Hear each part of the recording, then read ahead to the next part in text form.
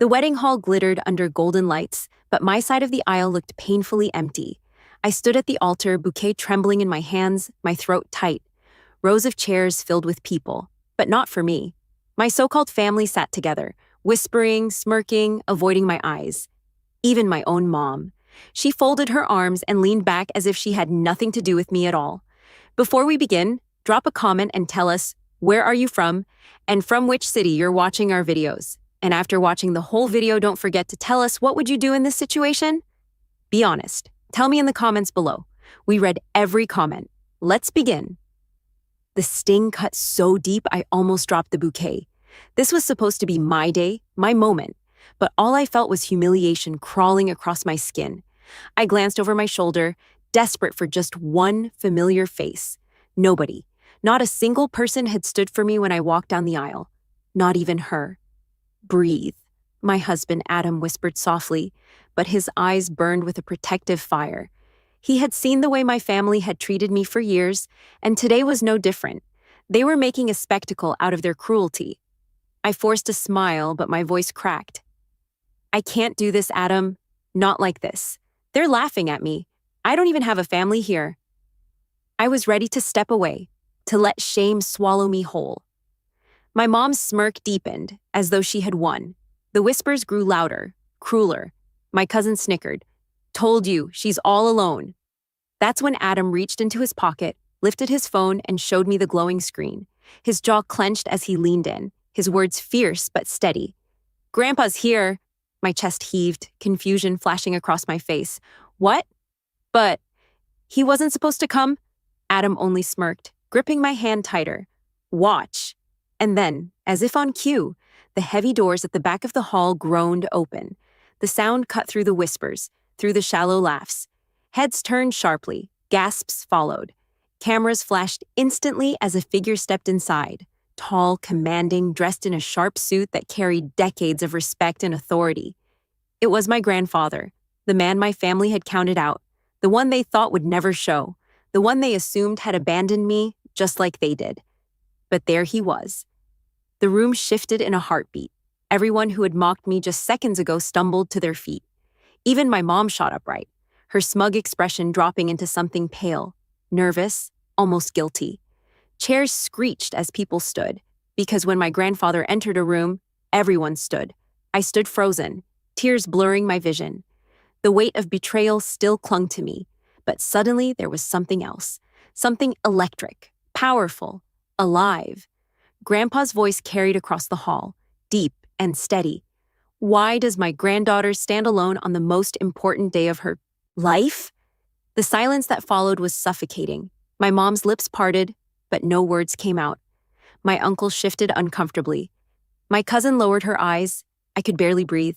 The man who had always been my silent supporter, the only one who saw worth in me when everyone else stripped it away, was here, and just his presence shattered the smugness in the room like glass.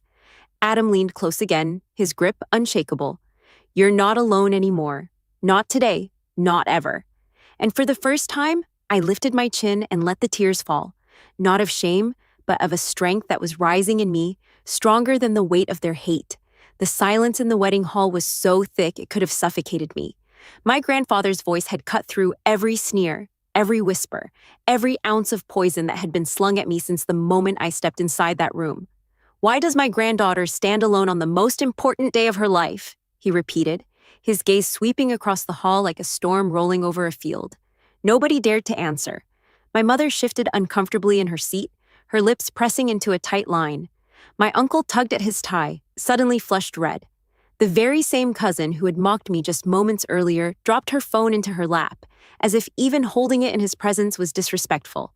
But the silence wasn't relief. It was suffocating, tense, like everyone was waiting for someone else to take the blame. I felt my knees buckle slightly, but Adam's grip anchored me. My heart pounded against my chest so loudly I was certain the whole room could hear it. My bouquet trembled in my hands, but for once, it wasn't from fear. It was from the overwhelming shift happening in the air. Grandpa walked forward, his cane tapping against the polished marble floor, though the way he carried himself, you'd never believe he needed it. His presence was commanding, larger than life. He wasn't just a man, he was history, respect, and authority stitched into one human being. When he reached the front, his eyes locked on my mother. "Linda," he said flatly, his tone carrying no warmth. "Care to explain why you sat still while your daughter walked alone?" Her face drained of color, and for the first time in years, I saw something I never thought I'd see in her. Fear. She stuttered, words tripping over themselves. "Dad, I... we... she..." Grandpa raised his hand, silencing her. "Don't you dare insult my intelligence with excuses." His gaze shifted across the family rows. I asked a simple question. Why does the bride, my granddaughter, stand here without her family behind her? Why does she stand abandoned, mocked, and ridiculed on the day she should be celebrated?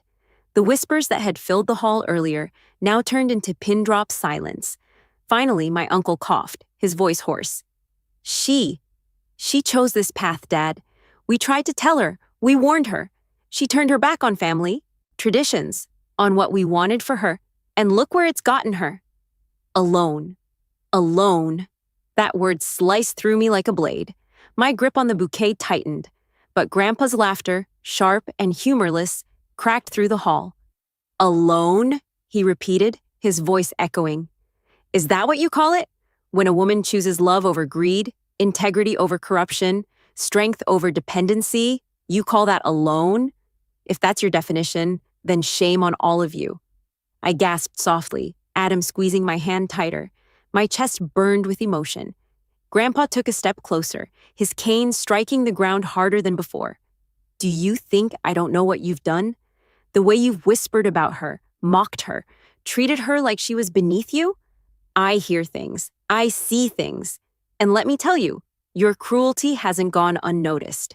Mom's jaw dropped, her fingers curling into fists on her lap. "Dad, it's not cruelty. It's reality. She was never like the rest of us, always too sensitive, too naive. She doesn't understand how the world works. We were protecting her from herself." "Protecting me?" The laugh that nearly tore from my chest was bitter. My lips parted, but before I could speak, Grandpa's hand cut the air again, his fury evident. "Protecting her?" his voice thundered. "You sat there while strangers stood to take photos, while cameras flashed, and you thought humiliation was protection. You left her to feel abandoned, to doubt her worth, to question whether she even deserved to stand here in white. And you call that love?" Every word struck my family like a whip. My mother's face crumbled, but her pride held her tongue still. My uncle looked away. My cousin fidgeted in her seat. I couldn't breathe. My chest heaved, my eyes burning. My whole life, I had wished for someone to say those words out loud, to defend me in front of the very people who crushed me daily. And here he was, standing taller than ever, reminding me I wasn't small, reminding me I wasn't wrong for choosing myself. Adam leaned in, whispering, "This is your moment. Hold your head high." And I did. I straightened my shoulders, my trembling hands finally steadying. The shame that had wrapped around me when I walked down that aisle began to peel away, replaced with something new, a fire I didn't know I still had. Grandpa's gaze softened when he turned back to me, his eyes lined with years of hardship, locked onto mine with pride that nearly broke me. "You are not alone, my girl. Not now, not ever. If the people in this room can't stand for you, then I will." The audience collectively inhaled as Grandpa turned and, with effort, took my hand from Adam's, raising it high in the air like a declaration. "She is my granddaughter," he announced, his voice unshakable. "And anyone who dares to belittle her, mock her, or stand against her, stands against me." The words rang through the hall like a hammer slamming against stone. I caught sight of my mom, her mouth trembling, her eyes darting between me and Grandpa. My cousin whispered something under her breath, but no one dared laugh this time. My uncle clenched his fists, but he didn't move. For once, they were silent. For once, they had nothing to say. I blinked rapidly, tears spilling down my cheeks, but they weren't tears of defeat anymore. They were something else. Relief, strength, maybe even victory. Adam leaned close again, murmuring just loud enough for me to hear. "You see? You're not standing alone. You've got him. You've got me. And one day when you look back on this moment, you'll remember it as the day you stopped letting them define you." I swallowed hard, staring at my family, at the people who had been my nightmare and my cage for so long. My voice cracked when I finally spoke, but it was steady enough to be heard. You didn't stand for me today, I said, my voice cutting through the tension. Not as a family, not as people who claim to love me, but that's fine, because the people who matter most, the ones who truly see me, are here. And that's all I need. The look on my mother's face was indescribable. Shame, anger, and disbelief all tangled into one. She opened her mouth to speak, but Grandpa's glare froze her in place. I stood taller than I ever had before. For the first time, I wasn't the girl begging for their approval, shrinking under their judgment. I was a bride, a woman, a granddaughter who finally knew she was worthy, whether they liked it or not. And as the cameras flashed again, this time it wasn't to capture my humiliation. It was to capture the moment the room shifted, the moment they realized they no longer had power over me. The air in the hall was suffocating. Nobody dared sit, nobody dared speak. My grandfather's words still hung in the air like a blade suspended above their heads. My mother's lips trembled. She opened her mouth, finally breaking the silence. Dad, you don't understand. You've been away too long. You don't know the things she's done? We only wanted what's best for her. Best for her? Grandpa's voice thundered, sharper than before. His cane slammed once against the floor, the crack echoing through the room. Do not twist this into love. I've watched from a distance, Linda. I've heard every word you spat about your own daughter. Don't you dare call cruelty protection. All eyes turned on her. My mother shifted in her seat, her nails digging into her palm. I had never seen her cornered before. She had always been the one in control, mocking, commanding, humiliating me into silence. But now, she looked like a child scolded by a force she couldn't match. My uncle suddenly jumped in, his tone defensive. Dad, you're embarrassing us. This is a wedding, not a courtroom. We don't need to air dirty laundry in front of everyone. Grandpa's gaze snapped to him, piercing and cold. Dirty laundry? He leaned forward slightly. Is that what you call accountability?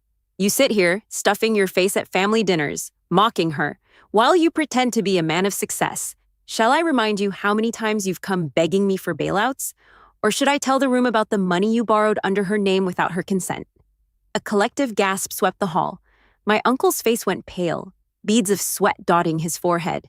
He stammered, That's not true. But his wife's eyes widened, confirming what everyone feared. She grabbed his arm, hissing under her breath. You told me you handled it. The guests leaned closer, whispers spreading like wildfire. For once, the shame wasn't mine to carry. It was theirs. I stood frozen, every muscle in my body tense. My throat was dry, but inside, something powerful uncoiled.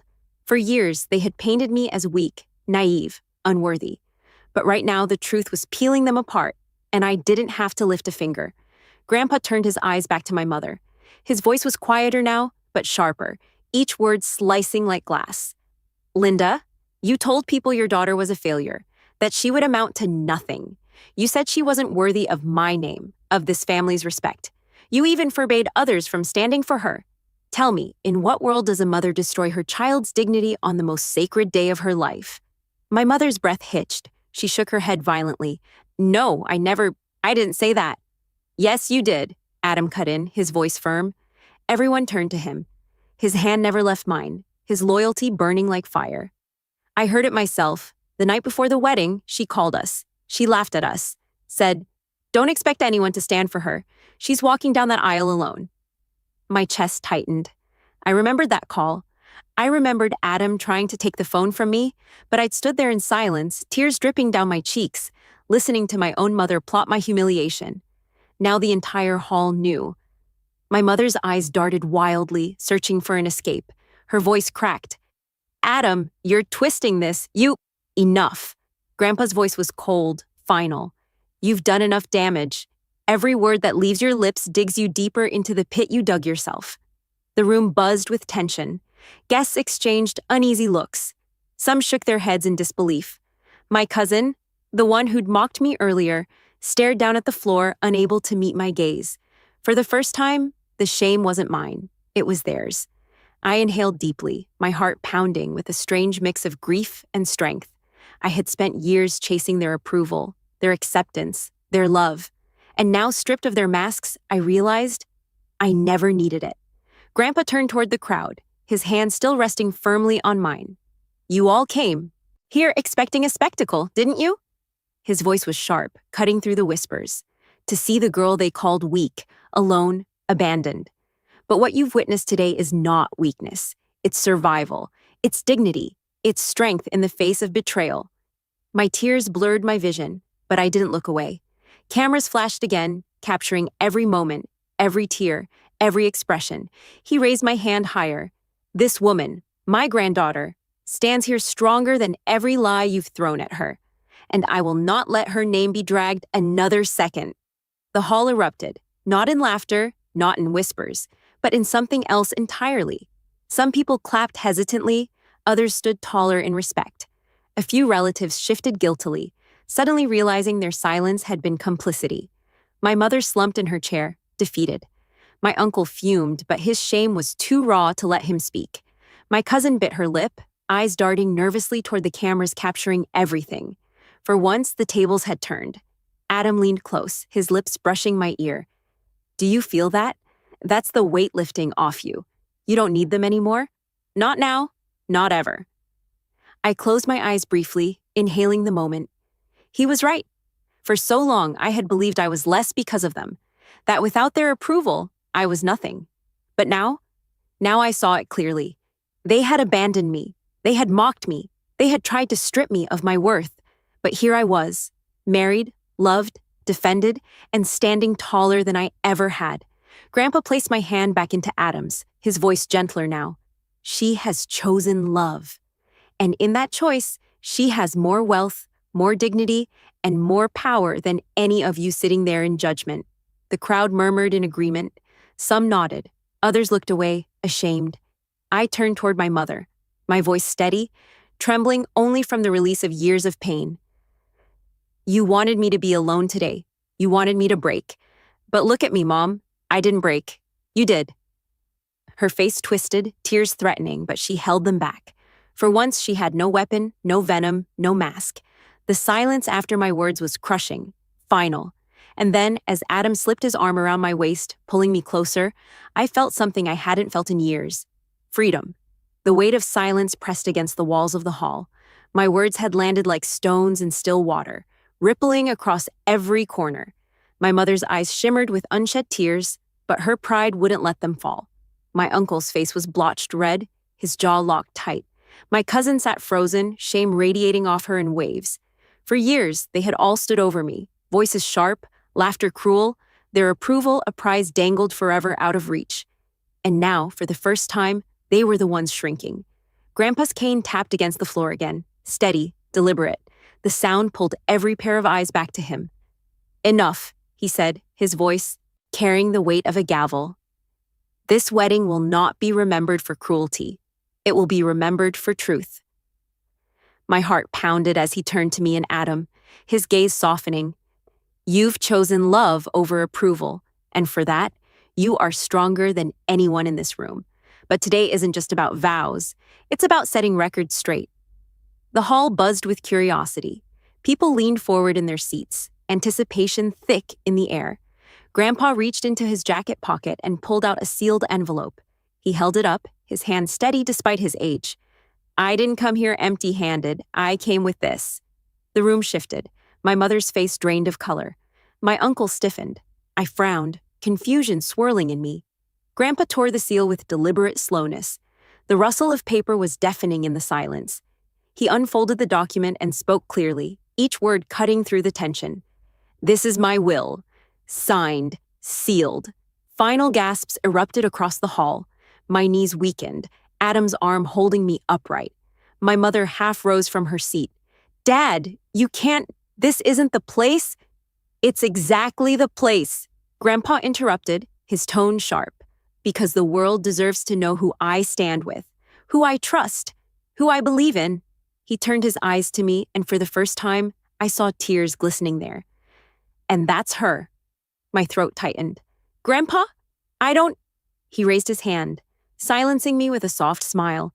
Everything I've built, everything I've saved, every property, every account, it belongs to you. Not them, you. The hall erupted into a storm of whispers, gasps, even cries of disbelief. Cameras flashed wildly. My uncle jumped to his feet, his voice booming. This is insane! Dad, you can't give it all to her. She doesn't know how to handle it. She doesn't deserve it. Grandpa's eyes narrowed, his cane striking the ground again. She deserves more than all of you combined, because unlike you, she knows the value of integrity. She knows love isn't measured in money or status. She has been beaten down and still stands tall. That is strength. That is worth. My mother collapsed back into her chair, her lips quivering. She tried to speak, but no words came out. Her hands trembled in her lap, her mask shattered. I stood frozen, my chest aching with a mix of shock, grief, and gratitude. I never asked for this. I never wanted revenge in the form of wealth. But standing there, watching their smugness collapse, I realized it wasn't about money. It was about truth, about finally being seen. Adam whispered in my ear, his voice warm, steady. You've won, not because of this inheritance, because you finally see your worth. Tears streamed down my face. He was right. For the first time, I wasn't defined by their rejection. I wasn't the girl begging for love. I was the woman they could no longer break. Grandpa folded the will, carefully sliding it back into his jacket. He turned to the crowd one last time. This wedding is not the stage for cruelty.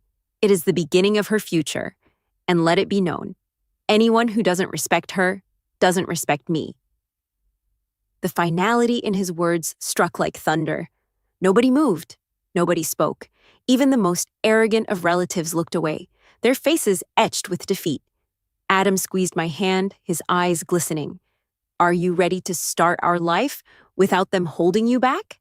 I inhaled sharply, my voice trembling but steady. More ready than I've ever been. Together, hand in hand, we turned toward the officiant. But as the vows began, I no longer cared about the whispers behind me, the glares from my family, or the empty rows where support should have been. All I cared about was the man beside me, the grandfather who stood for me, and the strength burning inside me. As the ring slid onto our fingers and we sealed our vows, I caught sight of my mother's face, crushed, regret dripping through every crack of her pride. My uncle's shoulders slumped. My cousin's phone shook in her hand, recording a moment that would haunt them forever. But I didn't look away out of pity. I looked away out of freedom, because for the first time in my life, I wasn't their shadow. I wasn't their victim. I was me. And as the doors of the hall closed behind Adam and me, leaving the whispers to rot in our wake, I knew this day wasn't just my wedding. It was the day I took my life back.